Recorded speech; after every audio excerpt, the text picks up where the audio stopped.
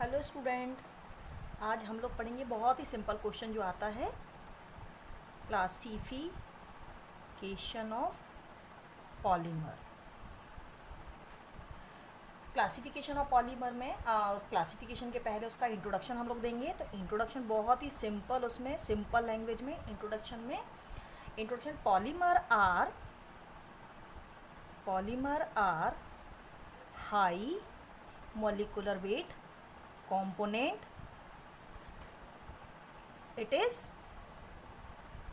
attached to covalent bond and carbon single bond. बहुत simple, हमने सीधे सीधी लैंग्वेज में बोल दिया कि पॉलीमर वो होते हैं जो हाई मॉलिकुलर वेट कंटेंट होते हैं, जो कि छोटे छोटे मोनोमर से कोवेलेंट के थ्रू क्या होते हैं, बॉन्डेड होते हैं, जिसे हम क्या बोलते हैं, पॉलीमर बोलते हैं। तो पॉलीमर के एग्जांपल्स में हम लोग सबसे पहले पॉलीइथाइलिन,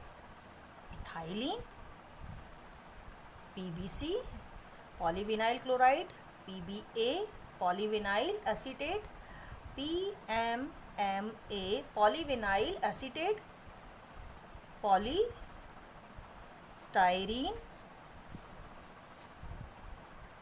नेक्स्ट टाफ्लोन, इसके बाद हम लोग nylon 6 nylon 6, bakelite, urea formaldehyde, Dacron, urea formaldehyde Dacron हो गया, ये हमारे क्या हो गए, पॉलीमर्स हो गए। इसी में हम लोग Buna N and Buna S, ये सारे एग्जाम्पल है। तो बहुत अच्छे से इसको एक्सप्लेन करना है, लिखना है आंसर में। पहले इंट्रोडक्शन दे दिया, फिर एग्जाम्पल दे दिया, फिर हम लोग लिखेंगे classification of polymer. Classification of polymer को हम क्या करेंगे, 4 पार्ट में हमने क्या किया है, डिवाइड किया है। आप पूरा फुल पेज यूज़ करेंगे इसके आंसर के लिए। तो सबसे पहला जो हम क्लासिफिकेशन है, ओरिजिन मतलब नेचुरल सोर्स, जहाँ से वो प्राप्त होता है। तो first origin, second structure, third synthesis and fourth mechanism. ये फोर्थ क्या है, इसके क्लासिफिकेशन है, origin, structure, synthesis and mechanism.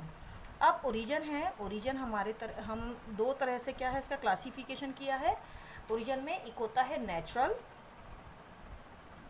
और दूसरा होता है आर्टिफिशियल। इसको प्राइमरी भी बोल सकते हैं हम, और यहाँ पर बोल सकते हैं सेकेंडरी। तो नेचुरल एंड आर्टिफिशियल। अब इसको हमने 2 पार्ट में, नेचुरल मतलब नेचुरली जहाँ से हमको क्या होता है, पॉलीमर मिलते हैं। तो हमारे पॉलीसेकेराइड्स, ऑलिगोसेकेराइड, डाइसेकेराइड, सारे के सारे क्या है, हमारे मोनोमर से। तो जितना बायोकेमिस्ट्री वाला पार्ट होगा वो सारे के सारे क्या होंगे, हमारे नेचुरल, क्योंकि अभी हमने इसको क्या करा है, सिंथेसाइज नहीं किया हुआ है। तो सबसे पहले हम लोग हमारे नेचुरल सोर्स जो हमको मिलते हैं वो हम लोग कैसे, जैसे सेलुलोज क्या है, हमारा नेचुरल पॉलीमर है। तो इसमें ग्लूकोज, गैलेक्टोज, लैक्टोज, माल्टोज, ये सारे के सारे एग्जाम्पल्स, नायलॉन, डीएनए, आरएनए, ये सिंपल क्या है, हमारे नेचुरल पॉलीमर है। और इसी से क्या करा है, फिर आगे हमने सिंथेसाइज कर लिया। जैसे इथीन है तो पॉलीथीन बना लिया, विनाइल क्लोराइड से पॉलीविनाइल क्लोराइड। तो आगे हमारे आर्टिफिशियल में ये आ जाएगा polythene, PVC, PBA, PMMA, polystyrene, Teflon, nylon 6, bakelite, urea formaldehyde, Dacron और buna S and buna N. तो नेचुरल से हमने आर्टिफिशियल में तैयार कर लिया।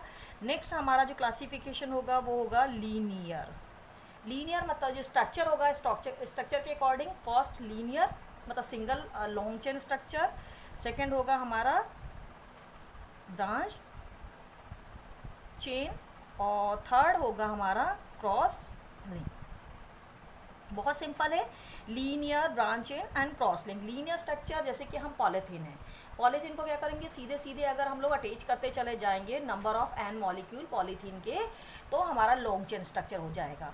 वही ब्रांच चेन का मतलब होता है जो चेन है वो आइसो और नियो वाली कंडीशन में, जैसे कि पीवीसी पॉलीविनाइल क्लोराइड, तो इसमें साइड चेन निकली हुई है तो हमारा ब्रांच चेन का स्ट्रक्चर हो जाएगा। क्रॉस लिंक मतलब एक दूसरे को क्या करते गया है, क्रॉस करते चले गए हैं, इसमें हाइड्रोजन बॉन्ड है। तो हम एग्जांपल बहुत अच्छा दे सकते हैं इसमें बेकेलाइट का और नाइलॉन 6 का। तो 3 तरह से स्ट्रक्चर के अकॉर्डिंग हमने इसको थ्री टाइप से क्या हो गए हमारे स्ट्रक्चर हो गए, linear, branch chain and cross link. Linear में हम पॉलीथीन का स्ट्रक्चर दे सकते हैं, क्रॉस चेन में हम लोग पीवीसी, पीवीए, पीएमएमए, पॉलीस्टायरीन ये सब हो जाएगा। और क्रॉस लिंक में ब्रांच चेन में ये होगा, और क्रॉस लिंक में हमारा नाइलॉन 6 बेकेलाइट और ये जितने भी हमारे यूरिया फॉर्मल्डिहाइड जो कि कंडेंसेशन वाले पॉलीमर है उसका स्ट्रक्चर हो जाएगा। अब सिंथेसिस के अकॉर्डिंग हमने क्या करा है, इसको 3 पार्ट में क्लासीफाई किया है। फर्स्ट एडिशन, और सेकंड हमारा हो जाएगा कंडेंसेशन, एंड थर्ड कोपॉलीमराइजेशन। अब एडिशन में सिंपल एडिशन के थ्रू मतलब नंबर ऑफ एन मॉलिक्यूल्स कितने होते हैं, सेम मॉलिक्यूल्स होते हैं और काफ़ी सारे नंबर ऑफ एन मॉलिक्यूल होकर एडिशन करते हैं, और विदाउट एलिमिनेशन के क्या होते चला जाती है, इसकी बॉन्डिंग होते चले जाती है और ये पॉलीमर फॉर्म कर लेता है। जैसे कि मैंने आप लोगों को लास्ट टाइम बताया था कि सिंथेसिस ऑफ पॉलीथीन को हमने क्या किया था, मैकेनिज्म के टाइम मैंने बताया था आपको कि इथिलीन है, नंबर ऑफ एन मॉलिक्यूल्स अगर हम लेते हैं और इसको हम क्या करते चले जाते हैं, एडिशन करते चले जाते हैं, ऐड करते चले जाते हैं, तो लॉन्ग चेन स्ट्रक्चर बन जाता है। तो जितने भी जो एग्जांपल्स हैं सेम मोनोमर्स वाले, जैसे कि हमारा ethylene number of N molecules लेंगे तो पॉलीथीन बन जाएगा। पीवीसी में नंबर ऑफ विनाइल क्लोराइड के एन मॉलिक्यूल लेंगे तो पॉलीविनाइल क्लोराइड बन जाएगा। पीवीए पॉलीविनाइल में विनाइल एसीटेट है तो नंबर ऑफ एन मॉलिक्यूल्स लेंगे तो विनाइल एसीटेट फॉर्म हो जाएगा। पॉलीविनाइल एसीटेट पॉलीमिथाइल मेथ इक्राइलेट में, तो मिथाइल मेथ इक्राइलेट को हम फिर एडिशन करेंगे और लॉन्ग चेन स्ट्रक्चर होगा तो उसको हम पॉलीमिथाइल मेथ इक्राइलेट हो जाएगा। स्टायरीन है, स्टायरीन को भी हम लॉन्ग चेन स्ट्रक्चर मतलब सिंथेसाइज जब करेंगे एडिशनली, तो उसमें किसी भी टाइप का कोई भी एलिमिनेशन नहीं हो रहा है इस टाइप के पॉलीमर में, तो ये स्ट्रॉन्ग पॉलीमर कहलाएगा। नेक्स्ट है हमारा कंडेंसेशन। कंडेंसेशन में जो मोनोमर्स होते हैं वो सेम ना होकर क्या होते हैं, डिफरेंट होते हैं। जैसे कि यूरिया और फॉर्मल्डिहाइड, जब यूरिया और फॉर्मल्डिहाइड है तो उसको जब अटैच किया जाता है तो उसमें वाटर का एक मॉलिक्यूल्स क्या हो जाता है, एलिमिनेट होता है। वैसे ही बेकेलाइट है, बेकेलाइट में हम लोग फिनॉल और फॉर्मल्डिहाइड का यूज़ करते हैं। जब फिनॉल और फॉर्मल्डिहाइड जब जॉइंट करता है, कंडेंसेट करता है, तो वाटर का फिर उसमें नंबर ऑफ एन मॉलिक्यूल्स निकल जाते हैं। वैसे ही हम लोग इसमें एग्जाम्पल्स में नाइलॉन और नाइलॉन 6 का भी हम यूज़ कर सकते हैं। जनरली जो नाइलॉन 6 है वो हम कैप्रोनिक एसिड से अगर हम बना रहे हैं तो, लेकिन उसमें सेम मोनोमर से बट विथ एलिमिनेशन के साथ क्या होता है, वो कंडेंसेट होता है और नया पॉलीमर फॉर्म होता है। वैसे कोपॉलीमर की अगर हम लोग बात करें तो कोपॉलीमर में जितने भी रबर हैं हमारे, जैसे कि 1,3-ब्यूटाडाइन से हम स्टायरीन की अगर रिएक्शन करवाते हैं तो ब्यूनाएस फॉर्म करता है, नाइट्राइल रबर की रिएक्शन करवाते हैं तो ये सारी चीज़ें आपको क्या करना है, इसमें लिखना है।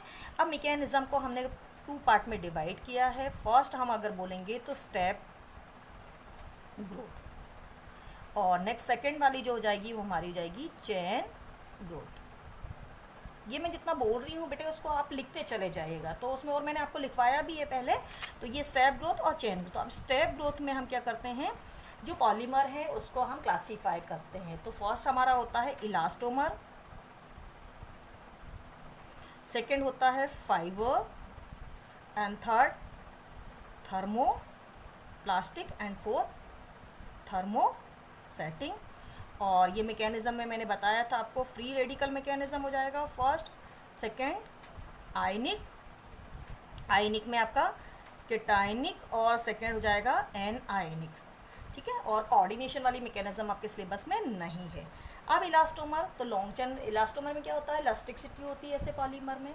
तो आप इसमें जो नेचुरल और आर्टिफिशियल रबर का एग्जांपल्स दे सकते हैं इलास्टोमर में।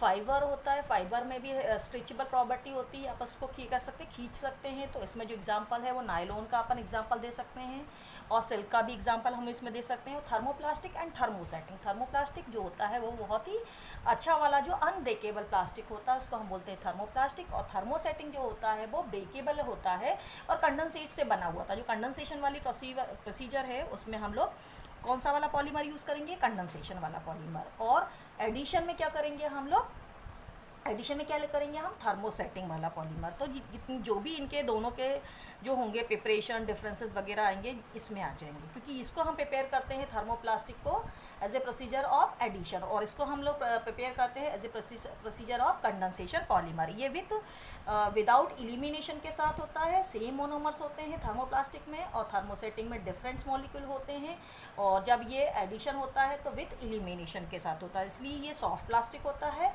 थर्मोप्लास्टिक, और ये हार्ड प्लास्टिक होता है। और मैकेनिज्म क्या है मैं ऑलरेडी आप लोग को बता चुकी हूँ। तो ये हम क्या करेंगे, पूरा की पूरा आंसर जो होगा वो क्लासिफिकेशन में आपको देना पड़ेगा। All the best. और इसको बहुत अच्छे से आप क्या करेंगे, लिखेंगे, और ऐसी वाली कंडीशन में पूरा एक्सप्लेन करेंगे बेटा कि कहाँ किसका एग्जाम्पल होता है। ठीक है।